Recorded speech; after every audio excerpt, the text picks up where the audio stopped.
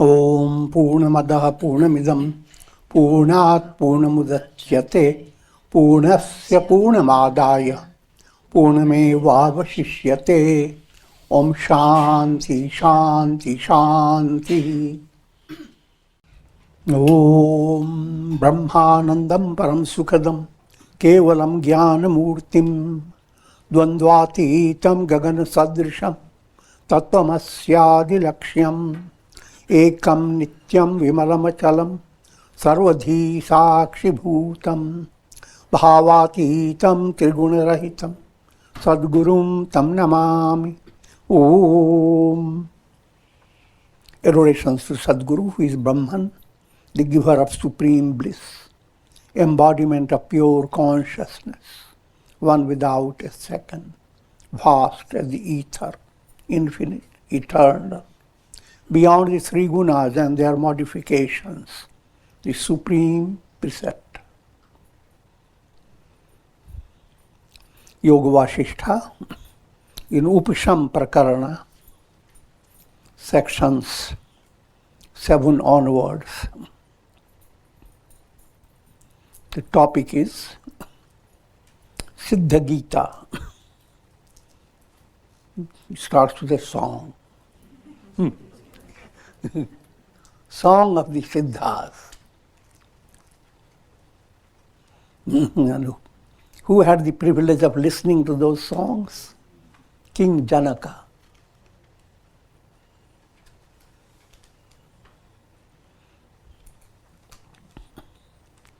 Vasishtha continued. In ancient times, King Janaka, the ruler of Videha country, in a unique way attained enlightenment. For your spiritual upliftment, O Rama, I will relate this story to you. That's what made Rama be fascinated to his daughter, Sita. King Janaka's daughter. I'm joking. But yet I'm not joking. That's what made Rama be wedded to Viveka Buddhi, intuitive intellect. That's King Janaka's daughter means that intellect that gives you enlightenment. I'm not going into that detail, but let's get into this story. First point, King Janaka is an extremely rich person and powerful, just not rich. Sometimes there are many rich people, but nobody knows them. But he is a ruler, extremely powerful. But in spite of all that, his ego is absolutely pure. There is no ego inflation, but ego sublimation, humility of the ego. And this point has to be first digested by you. For spiritual enlightenment, you again and again hear statements that blessed are the poor, but they will be given the kingdom of heaven. So don't get rich, stay poor.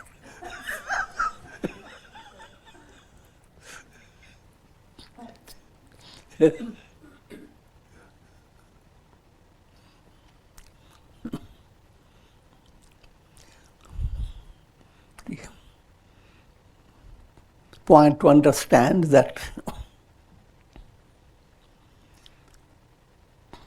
if dharma is the foundation of your life, if everything that you do based on ethical value, be good, do good, that should be your foundation. Am I being good to myself? And am I radiating the goodness to others? If that, again, nothing can become perfect, but if that becomes your intention, Now your artha means all the resources you get. They want to, all the resources are being utilized for being good and doing good. Now the resources can come to you from cosmic source. You can have a good mind, you can have good nose, you can have good tongue, good body, good health, good near and dear ones, and a good role in society. All that congeniality begins to develop. All the congeniality and prosperity is not distracting you from dharma, but making you more. Because now all your resources you are utilizing. You have verbal resources in your mind, you utilize all those words for inspiring others. Whatever resources you have, you utilize your resource of whatever material objects you possess. Act of charity, generosity, sharing your knowledge, so many ways you can.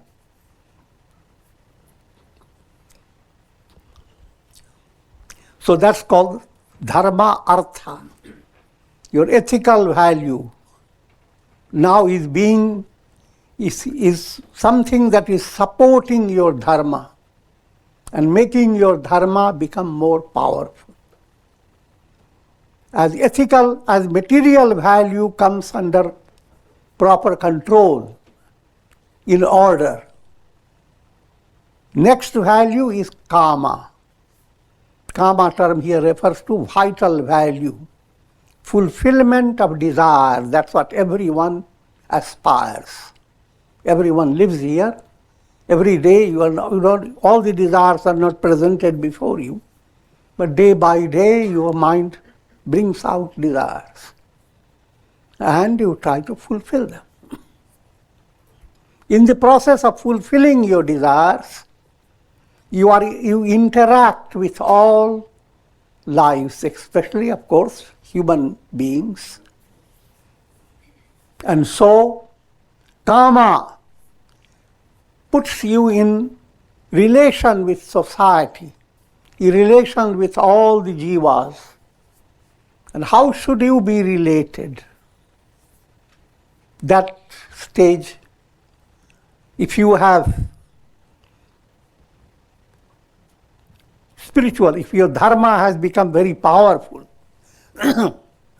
your kama movement, your social value and ethical value, rather vital value, social value and vital value, that value will be not just to build up your family, have sons, daughters, great sons and grandsons, etc. That's that one aspect of kama value.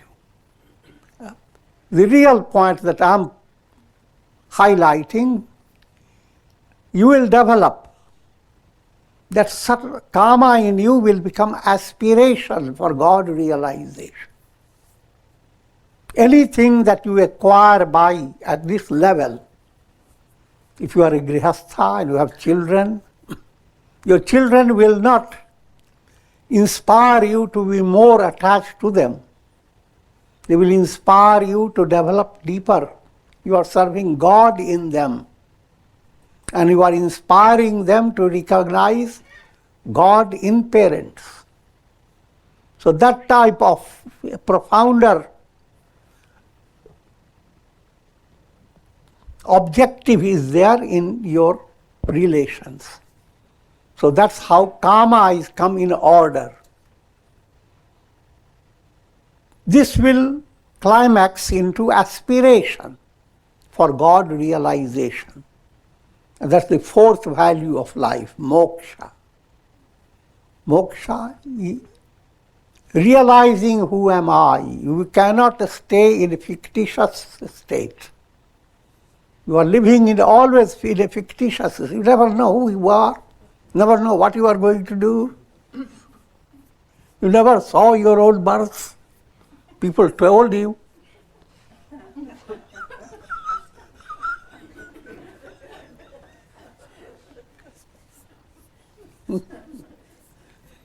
If you don't have photographs of your babyhood, you don't know how did you look. And so many things. So, your whole personality is on shaky grounds. In these shaky grounds, all that you seem to have acquired, no matter how tightly you hold them in your arms, you never know when your arms themselves will collapse.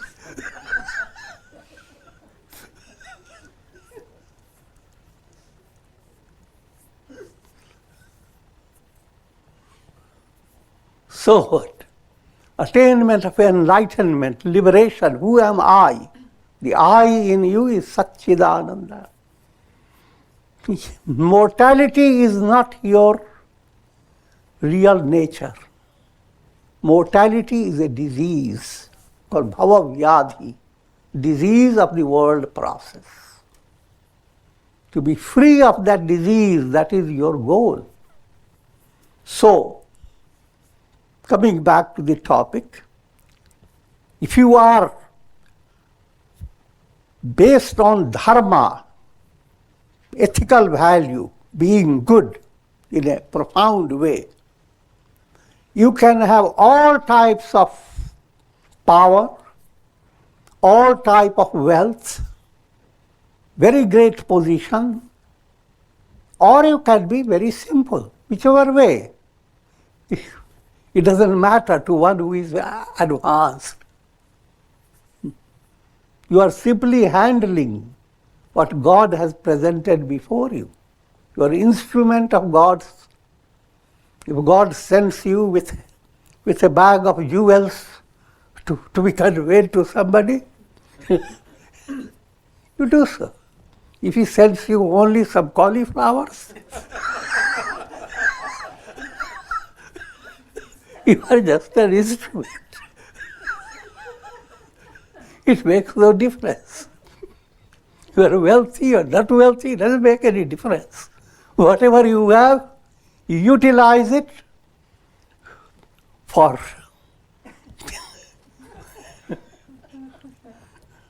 serving God in yourself, in others. King Janaka was with immense wealth and power and well loved by his subjects. Naturally, all this came out of his good deeds and righteous action. And all this now is leading him to a profounder spiritual enrichment. King Janaka ruled his kingdom with righteousness, and under his guidance the country prospered. The subjects were happy and contented, and all enemies were vanquished. Here, enemies in the storyline, it will give you the idea of enemies, a lot of demoniac people fighting, coming with their, in old times, bows and arrows and all types. They also had their special explosives, Agneastra, etc. That's the storyline. Real enemies of your soul, they are called Shatripus. 6 great enemies, they are robbers. Kama is perverted desire. Krodha is anger. Day by day you accumulate some wonderful ice cream. See? I'm joking. Something cool you prepare in your mind with the idea of enjoying it when you are in. You have time for it. But then anger comes like a cat, spills it.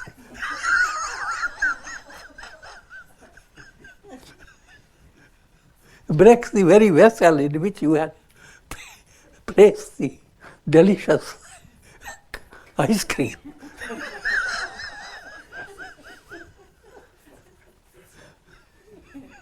highway robbery.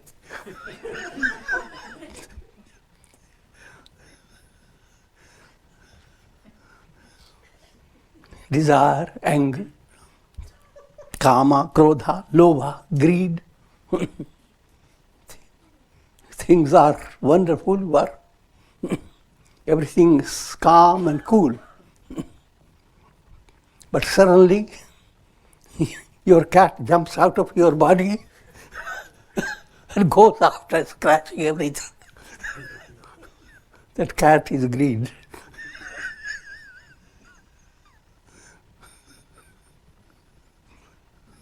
I'm joking. Kama, krodha, lobha, moha. Moha is deluded attachment. That is a fake love. It appears like great love you have for your babies, for people around you, but that's not real love. If your love allows the soul, every person near you to be spiritually progressive, then that's wonderful. Then that's not called moha, it's love, real love. But if your love is calculative, I will love this person because if this person dies, he is going to give me that much money.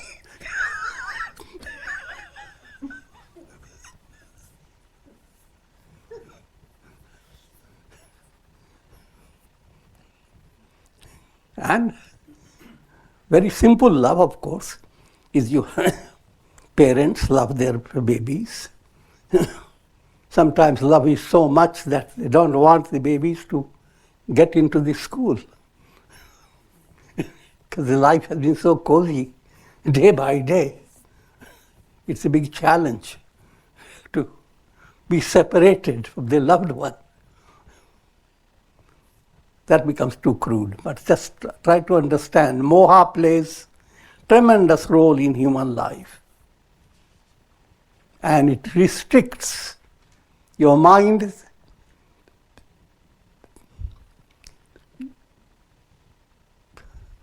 Is deceived by moha. You think you are loving, but neither you are loving yourself nor the person towards whom you have developed the moha. You are dumping down both, moha-based. But while I am saying that, your progress requires all these challenges. You cannot stay without moha. You grow out of moha. You evolve through moha. It's not a big, hard thing to understand. Everyone is born and can't even walk.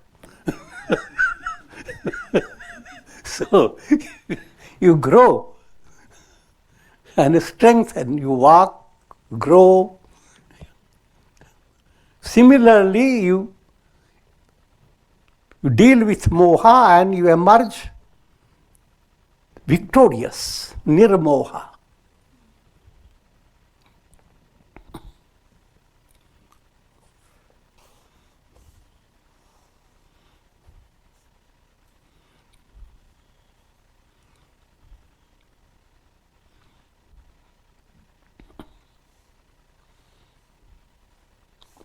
Keeping his attendants at a distance, he enjoyed the soft and fragrant breeze and the enchanting creepers laden with flowers.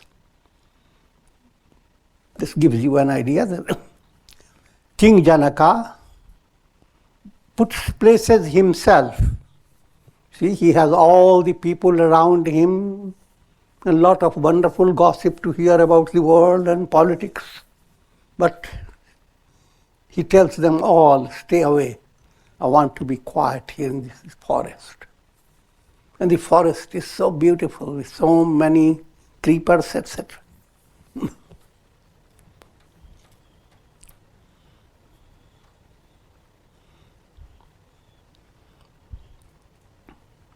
He enjoyed the soft and fragrant breeze and the enchanting keepers laden with flowers. This is called Shital Mand Sugandh. Shital, cool. Mand, the breeze blows very gentle. And Sugandh, there is a special aroma. All three mixed together. That's what, if you become alone in nature. But don't get too deluded. This is kindergarten aloneness.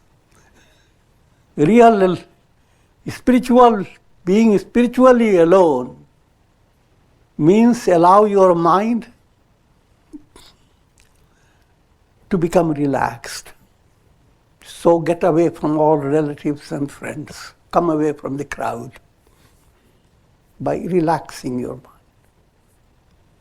And allow good qualities in you, virtuous qualities, to create a joyous setting for your mind. So, that's the garden of blossoming flowers. And there, the breeze that blows, Shital, the world is full of heat, pritapas, and everything is jerky in the world. You get gain, it jerks you one way. Loss jerks you another way. Manda means gentle, not so harsh one way, this way, that way. Gentle. All that I'm describing is going into your own calm body with a meditative mind. Once the mind, your personality has good virtues, you are as if in a garden. And if you have good feelings, as if breeze is blowing gentle, etc. And you have good understanding, you have vast space before you opening up. So, imagine how wonderful setting is. And you can enjoy that setting no matter where you are, depending upon your spiritual progress. On the other hand, you may go to Google and find all these characteristics, where will it be? And they will give you various choices. And you can go there, borrowing money from the bank.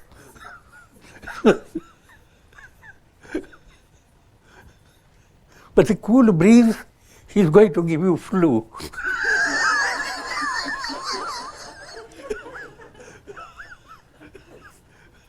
Fragrance is going to give you some allergic reaction.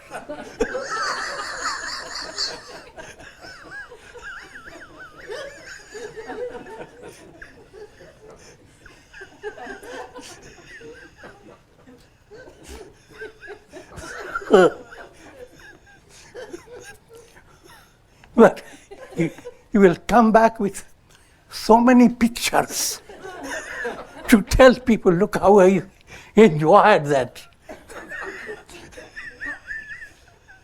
But behind all that, there is so much deception.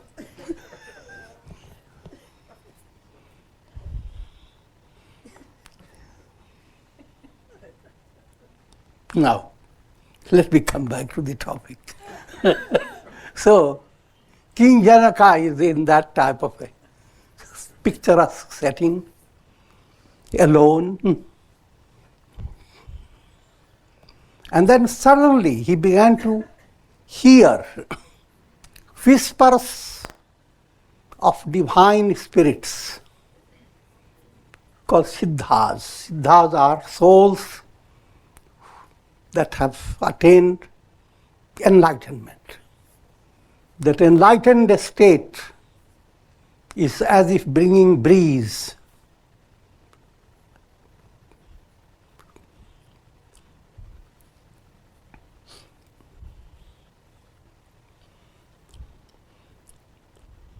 Simple way to understand, if mind becomes so calm, relaxed, now the higher reality within you begins to sneak out, begins to express. Your insight becomes better. Your inspiration becomes special. So many problems that couldn't have resolved, a few minutes of calm mind brings it about the answer in a joyous way. Also, you begin to see the world around you as a miraculous act of God's grace. So you are not working for any attainment with tremendous stress and a miserable mind. All those things happen.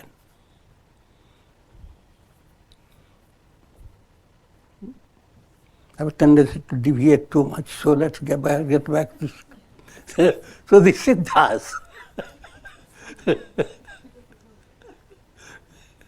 Siddhas began to whisper. It's like you open the dark room, you open a little window. The light begins to sneak into you and start whispering. But here it's being planned. Through the whisper, what they are whispering is presented in the form of verses, slokas. And those verses are bringing out profound spiritual material. If you reflect upon it, you will be King Janaka. Which means you will be enlightened.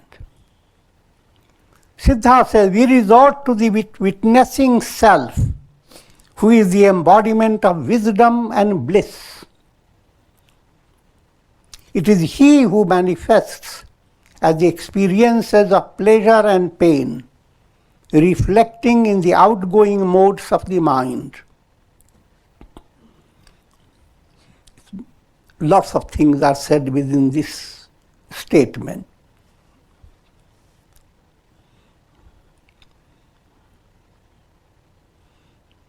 Witnessing self, deep down,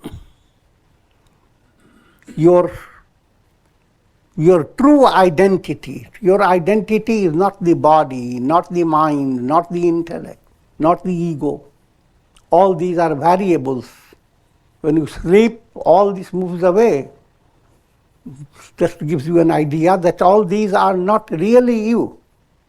The real you is your soul. But soul again has to be understood. Think of the sun as the real I am. Think of so many pots with water, and there are countless reflected suns.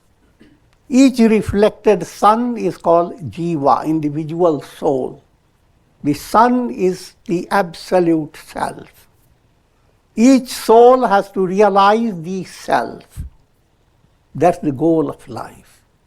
When you place the question, who am I? First, you are led to the soul that is illumining the whole pot. But then you go further. What is that soul? That soul is divine self reflecting in your mental waters. So if you allow your mind to become highly purified, now you will begin to understand the soul within you is not an individualized entity. Soul in reality is the absolute self.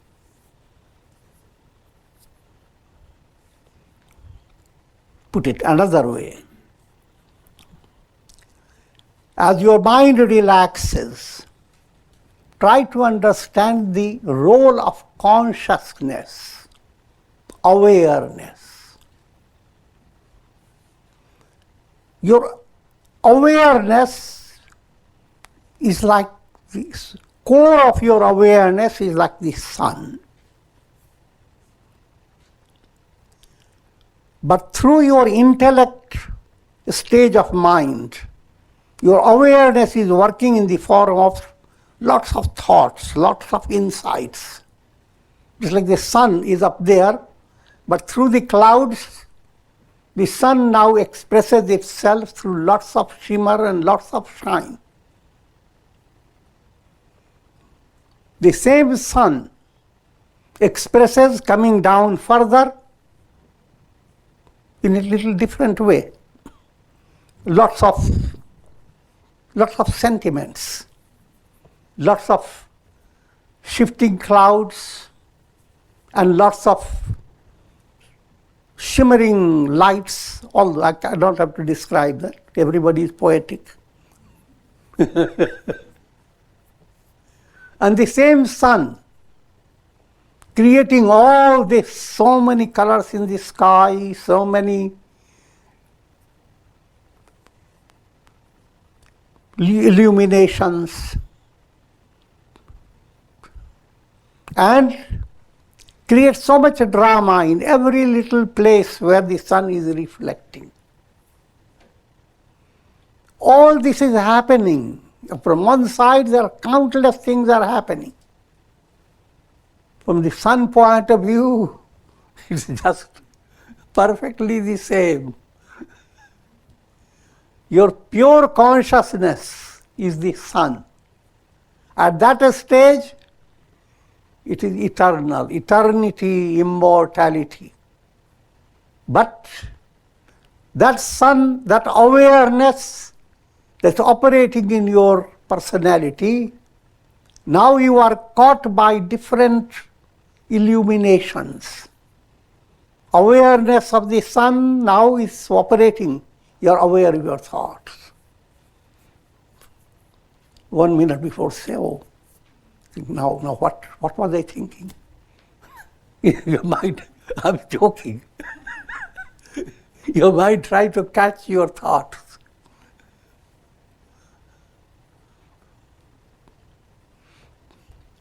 You are living now not in the core awareness, but awareness of different thoughts. Each thought creates. It's like you sit on your desk looking at your computer. It's nothing but the screen. But that's your awareness at a stage. Now your mouse starts.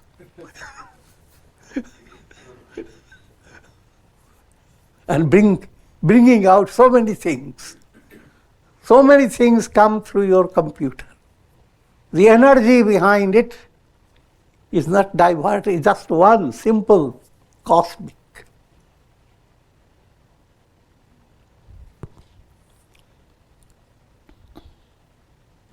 So, simple way to understand, all things you go through physically, psychologically, emotionally, mentally, intellectually, all things are going on, creating a tremendous havoc in human life. But no matter how many things are going on, no matter how many illuminations of the sun are creating a tremendous drama on the earth, sun is absolutely safe. That type of revelation, that's called liberation. Every reflected sun can be viewed as the sun. If the reflected sun were to know, who am I? It will realize I am the sun. Therefore, looking at all other reflections and illuminations, it will not develop jealousy or any type of illusion about them. But it will develop a sense that I am in all. All is in me. I am the sun. The sun enfolds all its illuminations. All illumination means all the mind that has brought to the world from thousands of years ago, and all the history you have read, etc., all these are illuminations. Sun is absolutely one, non-dual. That consciousness is there within you, and you are not surprised or aware or any type of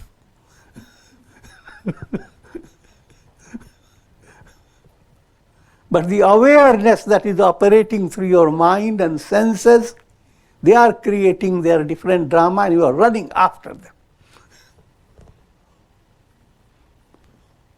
Running after stars, nothing wrong, but you are caught with the illusion that you have to gain something from this and stay perfect, while you are in reality perfect. You are running after gaining some support from the world, while, put in ordinary worldly terms, you are going after money, values, different type of precious things of this world, while the Atma, the self within you, like the sun, is treasure of treasures. Treasure beyond measure is there in your heart. Ignoring all that, you are going after seashells.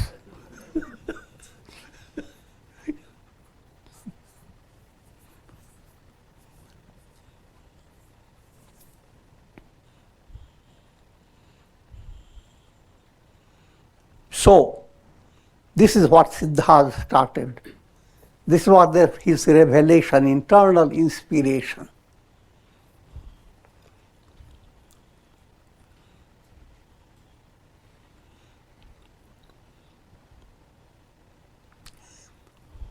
It is he who manifests as the experiences of pleasure and pain, reflecting in the outgoing modes of the mind. Let me give you another way of understanding. Thought waves of your mind create projections, just like in a cinema show. All that you watch on the screen is based on projections. While you are trapped in the world of projections, your mind builds up the illusion of time, space, causation, the whole story. But while you are taking your popcorns and watching and enjoying it, and sometimes shedding tears and sometimes laughing,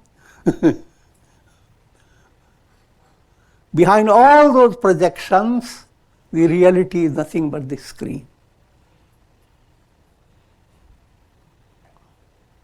When projections stop,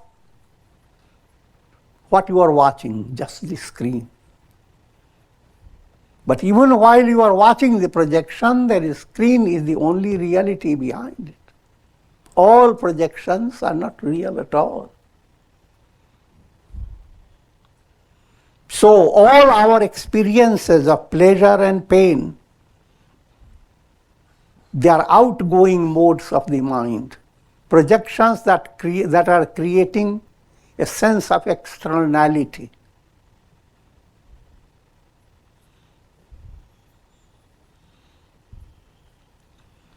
We take refuge in the changeless self, who is the reality behind the triad of seer, seen, and sight.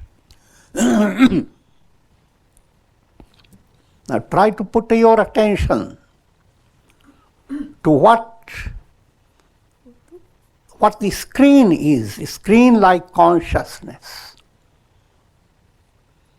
For easy understanding, think of your dream. You are lying on your bed, you are relaxed, to other people to look into you, oh, he is sleeping very peacefully. But In your dream experience, you are totally in a different situation. You are involved in some project with tremendous interest in it. And you are facing challenges. You have your difficult challenges, you have your joy and sorrow, all types of things coming in your dream. That's called outgoing experience. Because all that experiences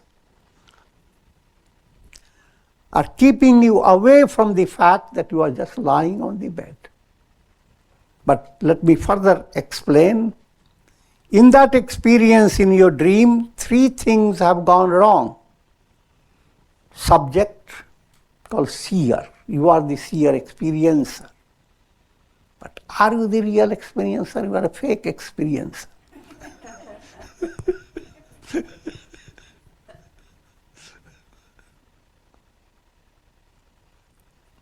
And the world that you are experiencing,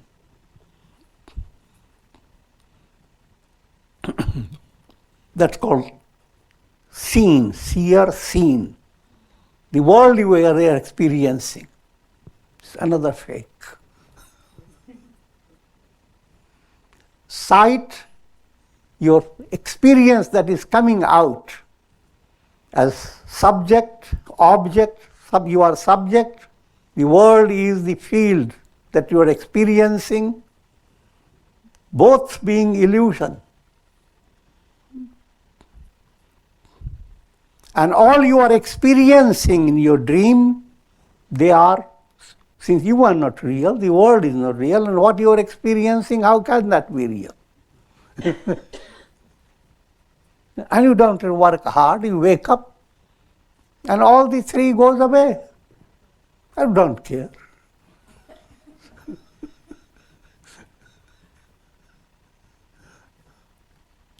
But when you live your life, and become spiritually sensitive, then you understand exactly the same thing is happening in your life. The world is a dirgha swapna, long dream. You are trying to understand who am I. Since your very childhood you try to understand. And your understanding of yourself shakes. I'm talking about a state where you have not been introduced to spirituality. When you are introduced, it takes its own course, progressive movement. Who am I? Your mind goes on working upon it. The moment you develop the idea, I am, linked to God, three links, deha buddhyatu dasoham, from point of body, I am an instrument, a slave in the hands of God. That itself gives you a big relief, beyond belief. Next, I am a ray of God. That gives you immense thrill, because whatever God shows, you are part of it. You can compete with God, speaking figurative language. Grow in the image of God. And ultimately and in reality, there is nothing but Atma Buddhya Tavaiva. The innermost point of view, you are the sun. Nothing has to be done. So that is the whisper that comes if you were to bring calmness in your mind and sit in a mystic garden with Sheetal Mand Sugandh, and then the whispers begin to come. Having renounced this illusory triad, we take refuge in the underlying self. That's what the Siddhas are saying. And King Janaka is overhearing it.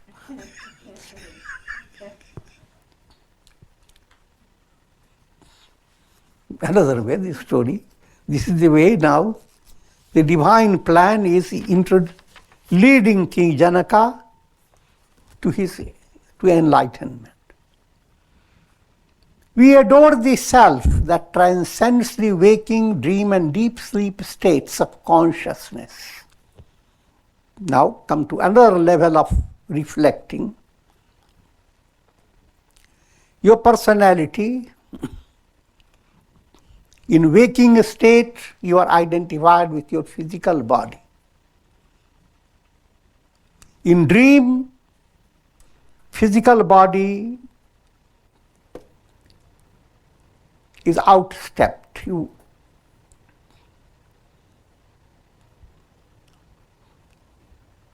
In other words, when you begin to reflect upon your being in the dream, it enables you to understand that you are not completely bounded with the physical body, because your dream is not occurring in your physical body.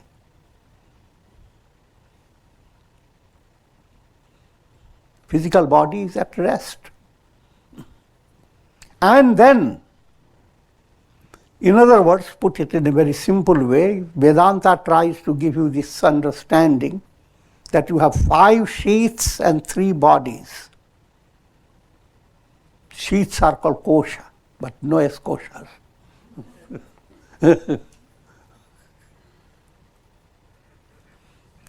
Kosha relates to old time sword. Big people, they kept their sword not only one shield, but shield after shield, because that was a fanciful way of expressing their power and wealth. Here, 5 sheaths. First sheath is your physical body, food sheath, annamaya kosha. But this food sheath is sustained by your vital sheath. So you, just like you take a cloth and try to understand how many things are there within the cloth. You have the cloth first, then you look into it, you see the threads behind it. Look into the threads, you find a special cotton or silk, whatever. Go deeper into it, you find the earth element which comes from that's behind it. You can go on and on without tearing your cloth. Similarly, without tearing yourself up. First understand your physical body. Understand behind the physical body is the vital sheath, pranas. If vitality is not there, your whole body means nothing. That vitality, behind vitality is mind. If vitality is working in you without mind, then you will grow into a big mountain.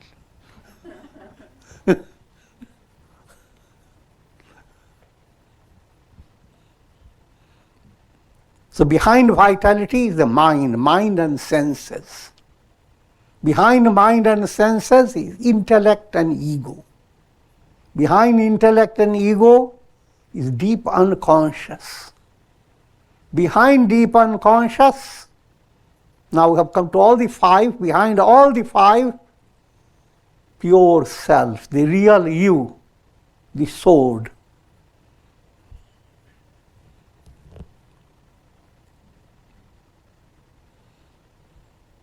And these 5 are presented in the form of 3 bodies. And 5 layers, they are called sheaths. These sheaths organized into 3. Food sheath, the physical body is one. Think of a box that has 5 sections and 3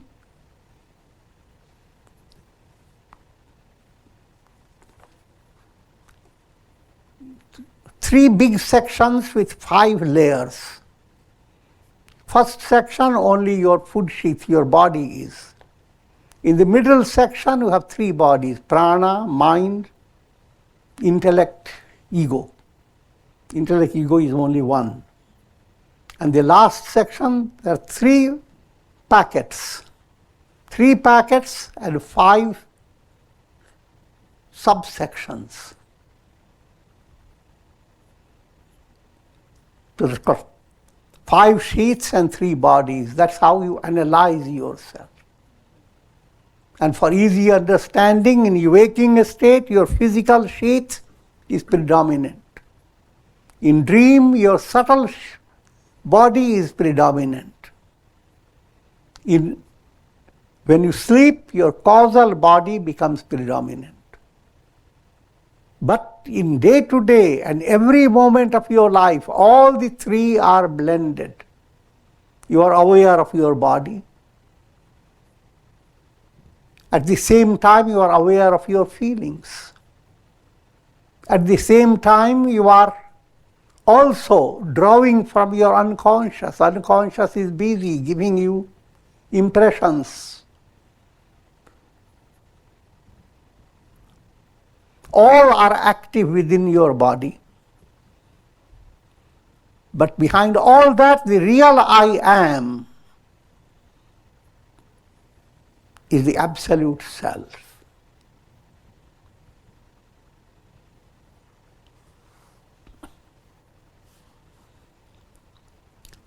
We meditate upon the self, which is the light of lights. Another way of meditation, the Upanishad presents the question, who is the seer? Who is the knower? Who is the experiencer behind all this? And answer is, find the light of lights. You know, you see things of this world or experience them because of the light of the senses. If you are senseless, the world doesn't exist for you. But the senses don't complete your experience. Mind has to be there behind your senses. So what's the light of the world? Your senses. What's the light of the senses? Your mind. And mind itself does not conclude your experience. You need to have intellect. So what's the light behind the mind? Intellect. But intellect itself is not the absolute reality. There is a cosmic source behind your intellect. That cosmic source is the light of lights. Just like behind all illuminations, sun is the light of lights. That cosmic source is what you are. By realizing that you attain liberation, the cycle of birth and death terminates. And that's the goal of life.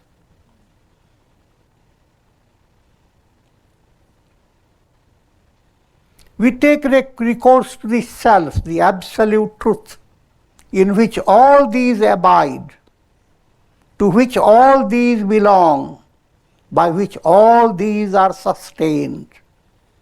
See, think of the sun. To the sun, all these illuminations belong. All these illuminations are sustained by the sun, for which all these exist. All these exist because of the sun. Instead of sun, think of the self. And all your experiences, no matter how engrossing, and all the experiences you think of animals and birds, all emanate from that sun. And all this is not real. With this I'm going to conclude. Om Triambakam Yajamahe Sugandhim Pushti Vardhanam Urvarukma Bandhanan Mrityor Mukshiyama Mritat. Om Sarve Bhavantu Sukhina Sarve Santu Niramaya Sarve Bhadrani Pashyantu Ma kaschid dukha bhag bhavet. Om Shanti Shanti.